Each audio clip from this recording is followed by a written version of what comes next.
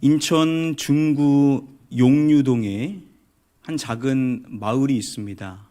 이곳에는 대략 700명의 주민이 사는 작은 마을인데요.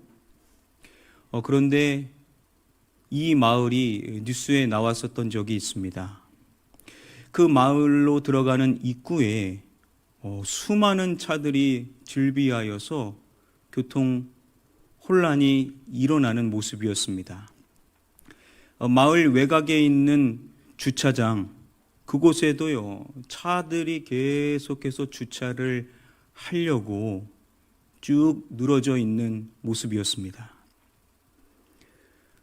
그 마을에 살고 있는 한 주민분은 이야기하기를 차로 1분 거리가 거의 30분, 40분 이렇게 소요가 됐었다라는 이야기를 합니다. 와, 그만큼 차가 많은 것이죠. 또 다른 주민분은 이야기하는 것이 동네 사람들 차도 막 들이받고 가고 다닐 수가 없을 정도다라고 이야기를 하는 것입니다. 차들이 워낙 많이 오다 보니까 사고가 일어나게 되고 도저히 이곳을 다닐 수가 없을 정도로 혼잡하다라는 것이죠. 그래서 마을 주민분의 한 분이 이 반복되는 주차난으로 인하여서 이렇게 트랙터로 마을길을 막을 정도였었다라고 합니다. 아주 심각한 문제가 아닐 수가 없었던 것이겠죠. 그것은요, 법정 기준보다 무려 6배나 큰 주차장을 갖추고 있음에도 너무나도 많은 차들이 오다 보니까 역부족이어서 마을 곳곳에다가 차를 댔었던 것입니다. 여러분, 도대체 뭐 하는 곳이길래 이렇게도 많은 사람들이 모이는 것일까요? 보시면은 이러한 곳입니다. 여러분 보실 때 여기가 어디 같죠? 예, 이렇게 보시면은 선명히 알 수가 있죠. 사람들이 들어가는 곳이 어디입니까? 바로 교회 건물이죠. 그런데 이곳을 교회로 소개하지를 않습니다. 이곳을 대형 교회가 아니라 대형 카페에 들어선 뒤 주차난이 있었다라고 소개를 해줍니다. 그 내부를 보면요, 이렇습니다. 바로 이곳은 약 120년 동안 이어졌었던 한 교회가 안타깝게도 문을 닫았고 그 교회의 건물을 리모델링해서 카페가 되었었던 것입니다. 그러니까 사람들이 카페를 가기 위하여서 그렇게도 많이 모였었던 것이죠. 여러분, 지금 그냥 이렇게 봐도 분명 교회 건물이지만 사람들이 이곳을 교회라고 하겠습니까? 안 하겠습니까? 교회라고 하지를 않죠. 누구도 이곳을 교회라고 더 이상 칭하지를 않더라는 것입니다. 여러분, 우리가 교회를 이해함에 있어서 교회에 대한 오해가 몇 가지 있습니다. 대표적인 오해 가운데 한 가지 말한다면 교회에 대한 오해를 깰 때 이렇게 말합니다. 교회는 이것이 아니다 라고 이야기를 합니다. 자, 뭐가 아니다 라고 하겠습니까? 예, 건물이 아니다 라고 말합니다. 물론 교회 건물이 참 중요하죠. 제가 미국에서 사역했었던 교회들 가운데 교회 자체 건물이 없는 교회들이 있었습니다. 어찌나 참 불편하던지요. 그러니까 교회 건물이 있다라는 것이 참 중요하다라는 것을 저는 미국에서 많이 느꼈었습니다. 자, 그런데 교회에 대한 오해를 우리가 먼저 깨야 되는데 이 교회를 건물로 이해를 해버리게 되면 우리가 교회에 대해서 본질적 오해를 가지게 된다는 것입니다. 물론 교회에 대한 사전적 정의에 대하여서 이야기를 할 때, 통상적으로 철치를 이야기할 때 교회의 사전적 정의 첫 번째로 말하는 것은 예배 드리는 장소, 건물이라고 하긴 합니다. 그러니까 통상적으로 우리가 철치하면 건물을 이해하고 건물로 그렇게 받아들이기는 한다라는 것이죠. 그래서 현실적으로 우리가 교회라고 많이 칭하지만 본질적으로 교회를 건물로 받아들이기서는 안 된다라는 것이 우리가 첫 번째로 이해해야 될 중요한 사항입니다. 교회의 본질은 건물이 결코 아니다라는 것이죠.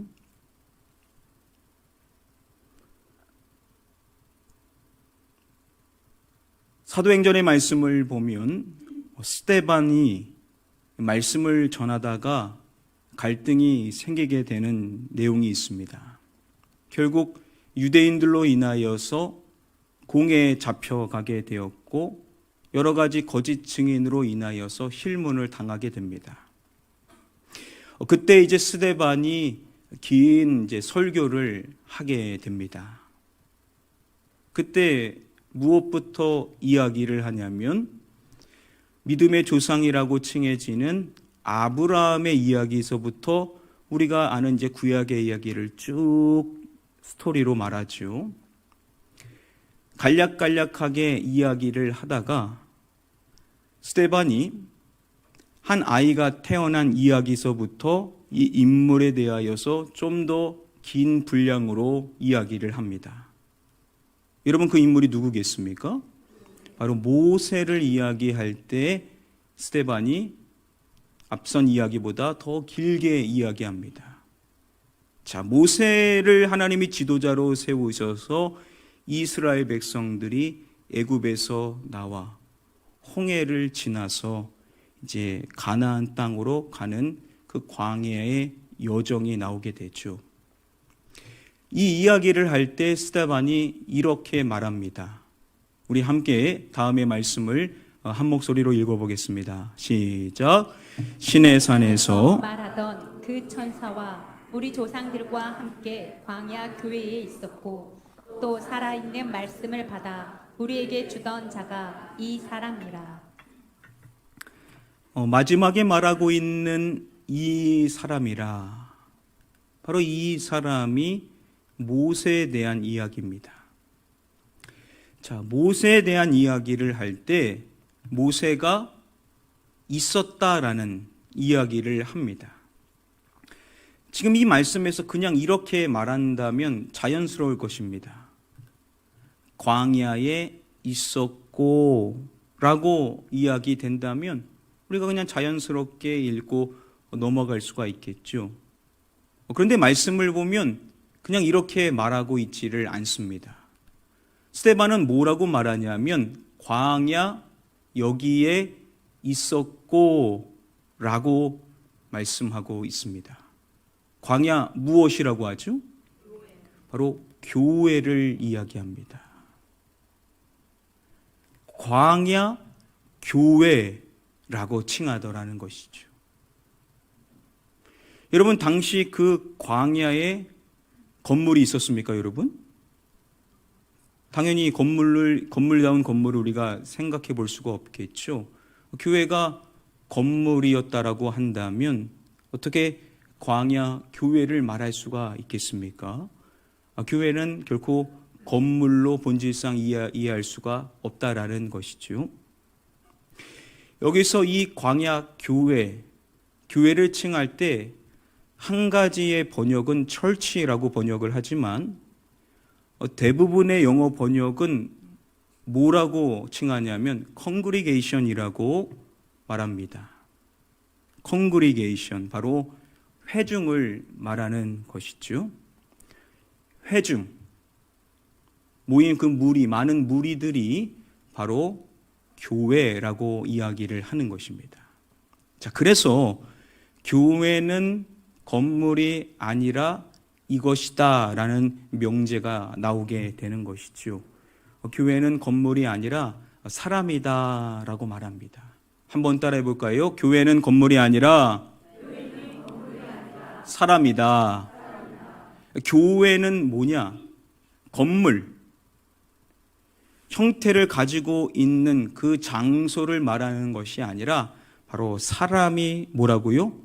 바로 교회다라는 이해를 우리가 가질 수가 있게 된다라는 것이죠. 바로 그 광야에 있었던 그 물이 그 무리를 바로 교회라고 스데반이 칭하고 있다라는 겁니다. 자, 그러면 이 교회라는 단어를 우리가 원어로 또 살펴봐야 바른 또 의미를 알 수가 있을 텐데요. 이 교회, 헬라어 원어로 에클레시아라는 단어이죠. 이 에클레시아라는 단어를 설명할 때 비정성경 사전은 이렇게 말합니다. 부름받아 나온이라는 뜻으로 설명을 해줍니다. 부름받아서 나온, 그것이 바로 에클레시아, 뭐라고요? 교회라는 것입니다. 그러면 스데반이 왜 광야에 있었던 사람들을 말할 때 이 교회라는 단어를 쓰는 것일까요? 이 에클레시아라는 이 단어의 의미하고 우리가 연결해서 좀 살펴보면요. 지금 그들이 광야에 있지만, 현재 광야에 있지만 원래 그들은 어디에 살고 있었습니까? 애굽에 살고 있었죠. 애굽에서 노예로 종살이하면서 살고 있었던 자들입니다.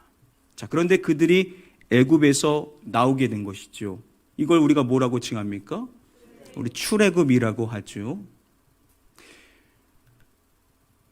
국립국어원 표준국어대 사전에서 출애굽이라고 검색을 하면 출애굽을 이렇게 설명을 해줍니다. 이집트에서 노예로 살던 이스라엘 민족이 모세의 인도로 해방되어 나온 일이라고 설명을 해줍니다. 이집트에서 노예로 인생을 살아갔었던, 고통 가운데 신음하며 살아갔었던 그들, 이스라엘 민족이 하나님이 세우신 지도자인 모세의 인도로 해방되어서 나온 일, 그것을 바로 출애굽이라고 이야기를 한다라는 것이죠. 바로 이러한 개념이 있기 때문에 스데반이 에클레시아, 바로 교회라는 단어를 쓰는 것으로 이해를 할 수가 있다라는 것이죠. 바로 오늘날 우리도 생각했을 때 이러한 개념으로 에클레시아, 교회를 생각할 수가 있는 겁니다. 골로새서 1장 13절 말씀을 보면 저와 여러분들과 관련하여 이렇게 말씀을 해줍니다. 그가 우리를 흑암의 권세에서 건져 말씀을 좀 들어보기를 원하는데요. 이렇게 말씀을 합니다. 그가 우리를 흑암의 권세에서 건져내사 그의 사랑의 아들의 나라로 옮기셨으니. 이렇게 말씀하죠. 그가 우리를 흑암의 권세에서 건져내사라고 말씀을 합니다. 흑암의 권세, 어둠의 권세, 이 흑암의 권세에 원래 누가 있었냐? 우리가 있었다는 겁니다. 우리 모두는 바로 그 흑암의 권세에 있었는데 하나님께서 그 흑암의 권세에서 우리를 어떻게 주셨다고요? 건져내 주셨다라는 겁니다. 그러니까 흑암의 권세에서 영원한 멸망에 떨어질 수밖에 없는 자들인데 하나님께서 우리를 부르셔서 우리를 건져내 주셔서 우리가 구원을 받게 되었음에 대하여서 이야기를 하고 있습니다. 바로 여기서 우리가 에클레시아, 부름받아 나오게 된 개념을 이해할 수가 있다는 것이죠. 저와 여러분들은 흑암의 권세에 놓여 있었던 자들인데 하나님이 우리를 부르셔서 그 흑암의 권세에서 부름받아 나오게 된 구원받은 백성인 줄 믿습니다.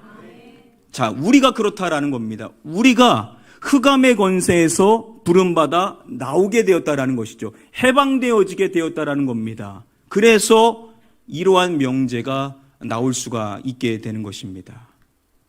우리가 교회다라는 명제가 성립이 되게 되는 것이죠.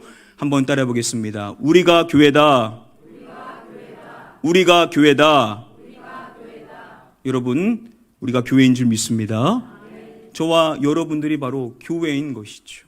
저와 여러분들, 흑암의 권세에서 영원한 멸망 안에 살아갈 수밖에 없는 자들인데 너무나 감사하게도 하나님의 은혜를 받아 우리 모두가 부름을 받아서 하나님이 우리를 건져주셔서 그 흑암의 권세에서 나오게 된 에클레시아, 바로 저와 여러분들이 교회인 줄 믿습니다. 우리 좌우에 계신 분들에게 말씀해 주십시오. 우리가 교회입니다. 한번 말씀해 주십시오.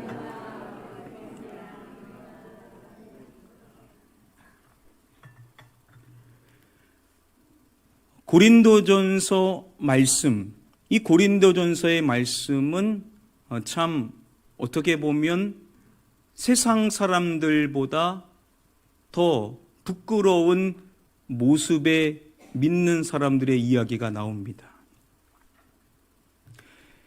분파를 나눠서 나는 누구파, 나는 누구파 하면서 싸움을 벌입니다. 그리고 우상과 관련된 문제들이 노출되게 되고 도덕적으로도 타락해서 음행하는, 입에 담을 수 없는 음행의 이야기들이 나오고 교회 안에서의 문제인데 그것을 세상 법정에 소송을 걸어서 부끄러운 이야기가 이야기되어지게 되는, 이외에도 여러 가지 문제들이 나오게 되는 것이 이 고린도전서의 말씀입니다. 그런데 사도 바울이 고린도전서 1장의 말씀에 보면 이러한 말씀을 합니다. 우리 함께 말씀 한 목소리로 읽어보겠습니다. 시작. 고린도에 있는 하나님의 교회 곧 그리스도 예수 안에서 거룩하여지고 성도라 부르심을 받은 자들과 또 각 처에서 우리의 주 곧 그들과 우리의 주 대신 예수 그리스도의 이름을 부르는 모든 자들에게. 자, 부르심을 받은 자들, 이 부르심을 받은 자들에 대하여서 앞에 말하는 것이 바로 성도라 부르심을 받은 자들이죠. 자, 지금 그 무리 안에는요, 분파와 우상과 음행과 법정 소송들, 여러 가지 많은 문제들이 산재합니다. 그런데 성도라 부르심을 받은 자들이라고, 성스러운 무리다 라고 이야기하며 칭한다라는 것이죠. 전혀 그렇지 않은데, 전혀 거룩하지 않은데 거룩하다라고 이야기하는 것입니다. 중요한 점은 오늘 말씀이 말하는 것이 이것이 곧 성도라 부르심을 받은 자들이라고 동격 개념으로 이야기를 하고 있다라는 것입니다. 자, 여기서 어떠한 단어가 나옵니까? 바로 교회라는 단어가 나오는 겁니다. 교회가 뭐냐? 성도라 부르심을 받은 자들, 바로 그들이 교회다라고 말씀을 하고 있는 것이죠. 바로 에클레시아, 하나님께서 택하셔서 부름을 받아 나오게 된 그러한 성도를 바로 교회라고 분명히 사도 바울도 이야기를 하고 있습니다.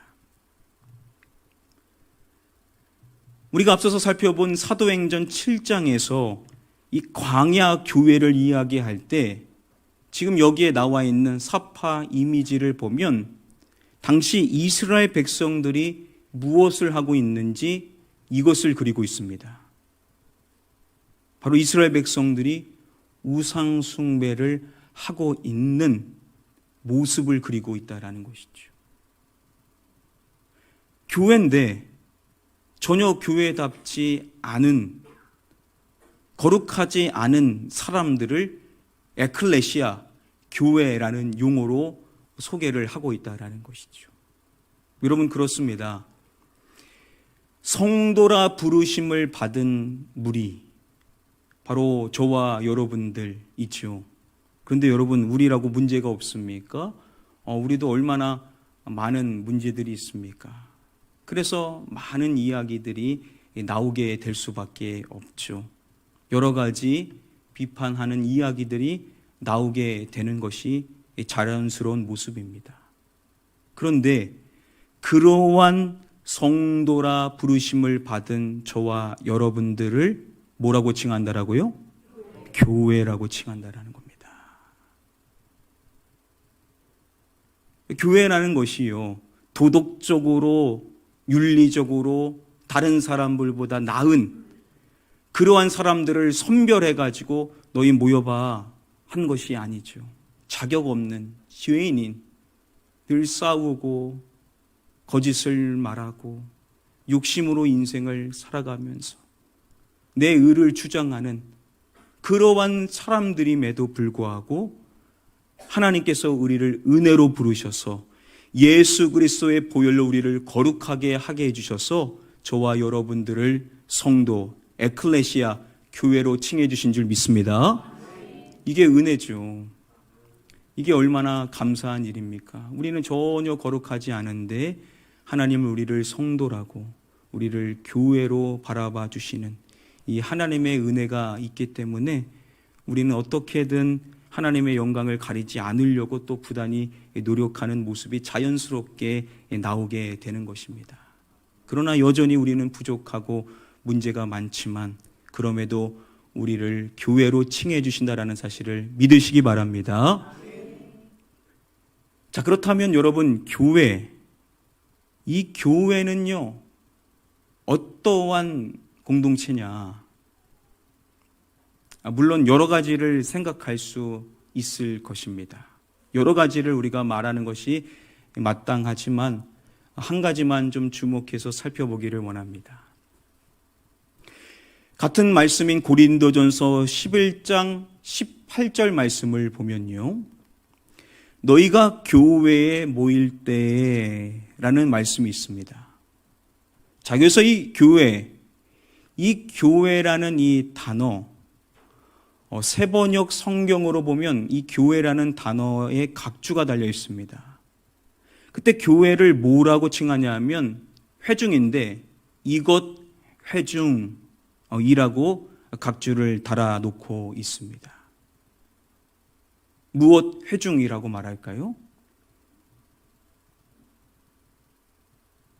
교회에서 가장 중요한 일이 뭐겠습니까? 바로 예배입니다. 예배. 교회를 이야기할 때 교회는 회중인데 어떠한 회중이라고 단적으로 설명을 해주냐면 예배 회중이다라고 말씀을 해준다라는 것이죠. 여러분, 우리가 교회에 간다라고 했었을 때 대부분 우리는 예배 드리러 가는 것을 말할 때 우리가 교회라는 단어를 쓰지 않습니까? 예배가 없다면 그러한 단어를 우리가 잘 쓰지를 않겠죠. 자, 우리가 교회 안에서 많은 중요한 일들이 있지만 가장 중요한 것은 우리를 창조하신 목적대로 우리 아버지 하나님, 우리의 창조주 여호와 하나님을 높이고 찬송하며 예배하는 것이 가장 중요한 사항인 줄 믿습니다. 그래서 교회가 예배로 잘 회중을 갖추는 것이 너무너무나도 중요한 사항이 아닐 수가 없겠죠. 많은 사항들로 교회를 진단할 수 있겠지만 가장 중요한 것은 이 회중이 예배 회중이냐라는 것이 제일 중요한 사항이라고도 말할 수가 있는 것입니다.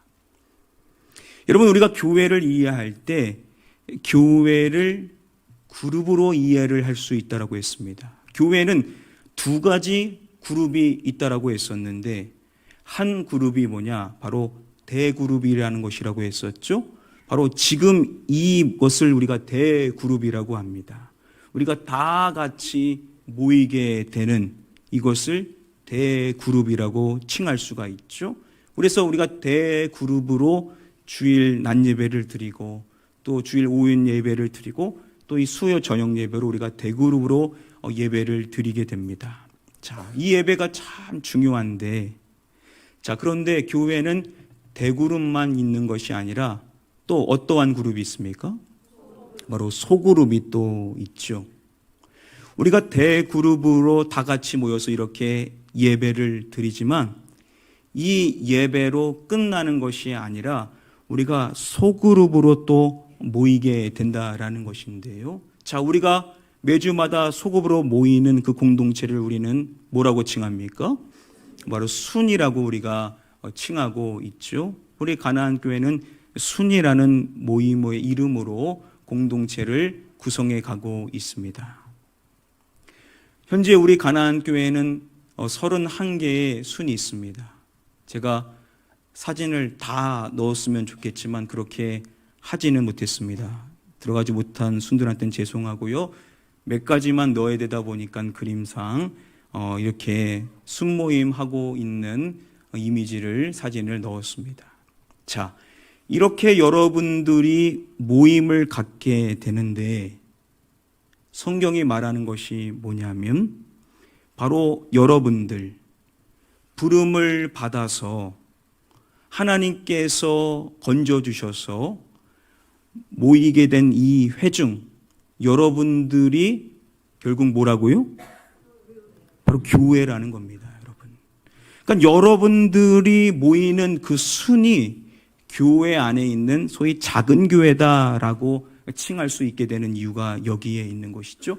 바로 여러분들이 모이게 된 모임, 사람들, 예수 그리스도로 말미암아 부름을 받은 구원받은 하나님의 백성들의 그 회중이 바로 에클레시아, 무엇이라고요? 교회라는 겁니다. 그러니까 여러분들이 모인 것이 바로 교회인 것이죠. 여러분들이 교회로 모이게 된 것입니다. 그래서 우리 가나안 교회도 31개의 작은 그룹의 교회가 있게 된 것이죠. 자, 여러분들이 다 교회로 모인 하나님께서 보시기에는 거룩한 하나님의 은혜를 받은 에클레시아, 성도로서의 교회인 줄 믿습니다. 어느 교회는 중요하고 어느 교회는 안 중요할 수가 없죠. 우리 주님이 보시기에는 다 고만고만합니다. 다 귀하죠. 하나님께서 예수 그리스도의 피값으로 사셨기 때문에 우리의 자격이나 능력이나 이러한 것 상관없이 예수 그리스도가 그 안에 계시기에 하나님께서 우리를 거룩하다라고 칭하시며 하나님이 우리 모든 교회, 모든 순을 귀하게 보신다는 사실을 믿으시기 바랍니다. 자, 여러분들이 교회로 다 모이게 되는 것인데 어떨 때는 월요일 날 모이고 어떨 때는 화요일 날 모이고 어떨 때는 수요일 날도 모이고 어떨 때는 목요일 날도 모이고 어떨 때는 금요일 날도 모이고 또 주말에 모이기도 하고 교회에 모일 때도 있고 또 어떤 분들은 가정에서도 모이고 어떤 분들은 카페에서도 모이고 여러 가지 장소와 시간 다 다르지만 결국 여러분들이 모이게 된 그 사람들은 다 어떠한 사람들이냐? 다 하나님을 예배하는, 하나님께서 택하셔서 하나님의 영광을 위하여서 구원받은 에클레시아, 예배 공동체인 줄 믿습니다. 그러니까 여러분들이 모이는 그 모임, 순 모임이라고도 하지만 순 예배라고도 칭하는 이유가 여기에 있죠. 우리가 모여서 세상의 이야기도 나눌 수 있고 서로를 격려하면서 이런저런 이야기를 나눌 수 있지만 결국 우리가 모인 것은 우리 주님을 높이기 위해서인 줄 믿습니다. 예배를 위해서 모인 것이죠. 주님을 높이고 주님께 집중하며 주님의 이야기를 하며 우리가 주님 앞에 어떠한 존재인지를 다시 깨닫고 말씀 앞에 우리가 다시 우리의 삶을 어떻게 살아감으로써 하나님을 진정으로 예배하는 진정한 삶의 예배자로 어떻게 살아갈지를 우리가 나누면서 예배를 다시 세워가는 것이 바로 저와 여러분들이 함께하는 순 공동체, 순 교회, 순 하나님이 모인 회중인 줄 믿습니다. 그래서 여러분들이 모이게 될 때마다 우리 하나님께서 여러분들을 예배자로 받으시고 그 모임, 그 예배를 통하여 우리 하나님께서 큰 영광 받으시는 줄 믿습니다. 자, 꼭 기억하십시오. 교회는 건물이 아니라 사람이고 바로 저와 여러분들이 교회라는 사실 믿으시기를 바랍니다. 그리고 우리는 거룩하지 못하지만 거룩해지는 과정 속에서 물론 부단히 노력은 하지만 우리는 많은 인생의 문제들과 결함을 가지고 있습니다. 그러나 하나님께서는 우리의 의가 아닌 예수 그리스도의 의로 말미암아 우리를 거룩하다라고 우리를 교회라고 칭해 주시는 사실을 믿으시기 바랍니다. 그리고 우리는 무엇보다도 예배를 위하여 모이게 된 이렇게 대그룹으로도 모이지만 각 소그룹에서 교회로 모이게 되어서 예배를 주 앞에 드린다는 사실을 기억하시고 여러분들 모두가 예배를 통하여서 하나님의 온전한 영광이 되실 수 있게 되기를 주님의 이름으로 간절히 축복하며 축원합니다. 이 시간에 특송이 준비되어 있습니다. 우리 준비된 특송 함께 나누도록 하겠습니다.